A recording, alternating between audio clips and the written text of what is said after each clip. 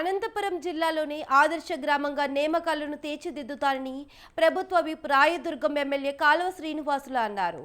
పేదలు ఎవరు వస్తువులు ఉండరాదనేది సీఎం చంద్రబాబు తపన అని చెప్పారు. ప్రజా సంక్షేమమే లక్ష్యంగా చంద్రబాబు నేతృత్వంలోని కూటమి ప్రభుత్వం పనిచేస్తుందని శ్రీనివాసులు తెలిపారు. రాయదుర్గం నియోజకవర్గంలోని నేమకాలలో పింఛన్ల పంపిణీలో ఆయన పాల్గొన్నారు. మన కోసం ఇలా పనిచేసే వ్యక్తి సీఎంగా ఉండడం అదృష్టమన్నారు. పింఛన్లు పొందేవారు ఎవరి మీద ఆధారపడకుండా భరోసాతో బతుకుతున్నారన్నారు.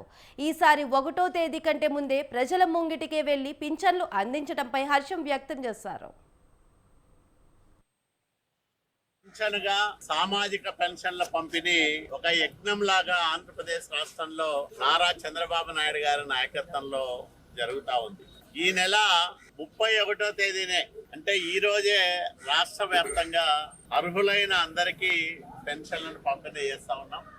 దాంట్లో భాగంగా కరెక్ట్ గా నెల రోజుల ముందు ఈ గ్రామానికి వచ్చి రాయదుర్గం నియోజకవర్గం బొమ్మనహాల్ మండలం నేమకల్లు గ్రామానికి వచ్చి చంద్రబాబు నాయుడు గారు అర్జీలు తీసుకున్నారు అర్హులైన వాళ్ళల్లో 43 మందికి ఈరోజు కొత్తగా పెన్షన్లు మంజూరయ్యాయి.